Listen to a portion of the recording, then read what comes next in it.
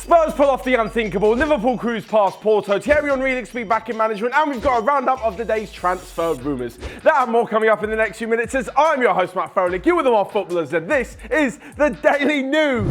First off, to last night's Champions League action, where of course Tottenham Hotspur have made it into the Champions League semi-final for the first time ever. An incredible match of football which did the sport no harm around the world, saw Manchester City actually win 4-3 on the night, but Spurs progressed through on away goals.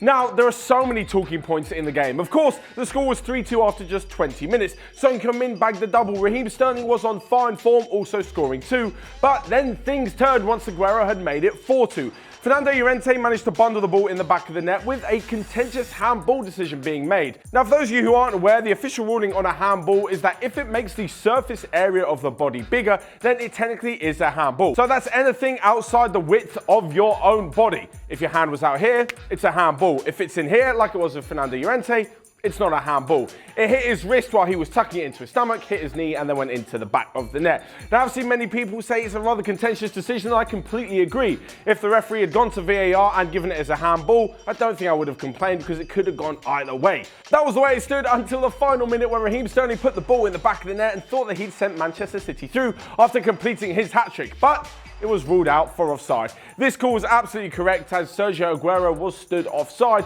only just, I think it was his foot, that was offside next to Toby Alderweireld's. Of course, this again was the right decision, however, it's rather unlike Spurs. If it was Spursy, then it would have been the complete other way round and they would have lost. However, luck was shining on them, and particularly Christian Eriksen, who gave the ball away, and they progressed through for a semi-final tie against Ajax. Now, the funny thing about this game was there was a lot of shit talk from fans and from players both before and after the game. Pep Guardiola's famous for saying that Spurs were a Harry Kane team. Well, without Harry Kane for about 3/4 of the tie overall, his team still lost to Tottenham. Kevin De Bruyne was saying that it's just a stadium and that everyone's got fans and he's looking a bit stupid. And for some reason, it seemed to have affected more fans of more teams than the actual ones who were playing. City fans were actually very gracious after the defeat. United were delighted that City won't be doing the quadruple and won't emulate their treble of winning the Champions League, the FA Cup and the Premier League. Liverpool fans were also delighted that Manchester City's confidence looks to have been knocked ahead of their game with Spurs on Saturday in the Premier League. And for some reason, Arsenal fans were getting really annoyed that Spurs went through, even though they're not even in the same competition. I mean, you guys worry about your game against Napoli tonight, where they do actually hold a rather healthy 2-0 lead.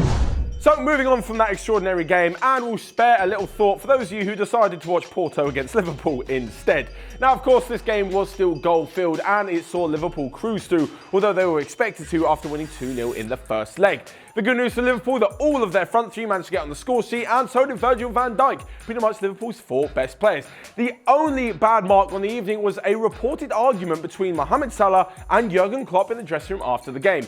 Now, to me, this looks like absolutely nothing. It could have just been a disagreement. However, of course, because this is football and people need to sell newspapers and online articles, the reporters blew it completely out of proportion. They said that Salah's now unhappy at Liverpool and he wants to leave, and Jurgen Klopp was shouting and screaming at him, and this is absolutely rubbish to me. It probably, again, as I said, just was a disagreement, and Mohamed Salah will be absolutely delighted if Liverpool can make their second Champions League final in a row, as I'm sure Klopp, the rest of the players, managers and fans will be with Liverpool.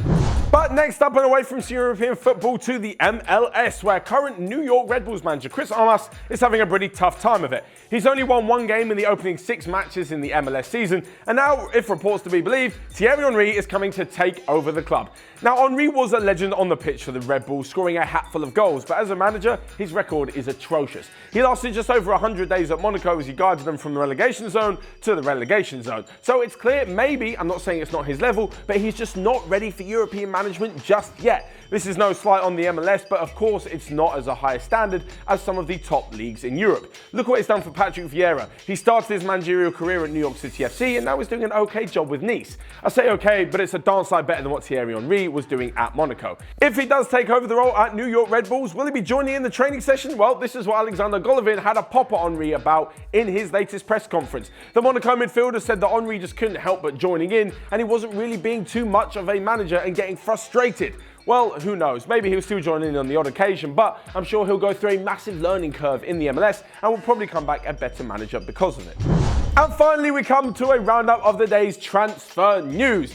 And first off, Mateo Kovacic is a target for Zenit St. Petersburg in Russia if he doesn't return to Chelsea after his loan spell in West London. Elsewhere, an Eintracht Frankfurt have triggered the clause which sees them sign Luka Jovic on a permanent basis. This is because with a big move impending either this summer or next summer, there will be a lot of money to be made. However, Benfica won't miss out entirely as they do have 20% of whatever money is made by Frankfurt from selling Luka Jovic. Alongside this, Cristiano Ronaldo is reportedly willing to leave Juventus next summer. It's been said that he's absolutely gutted that Juventus didn't make it past the quarterfinal stage in the Champions League, and another poor showing in Europe's top competition next season could seal his fate by the time he'll be 35.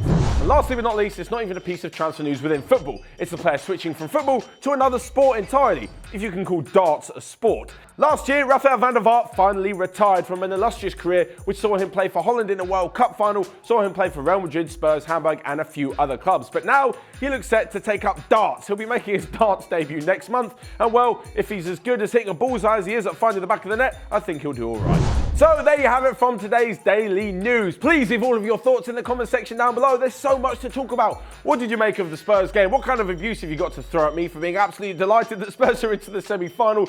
Do you think any of the transfer rumours will happen? Will Cristiano Ronaldo still be at Juventus come next summer?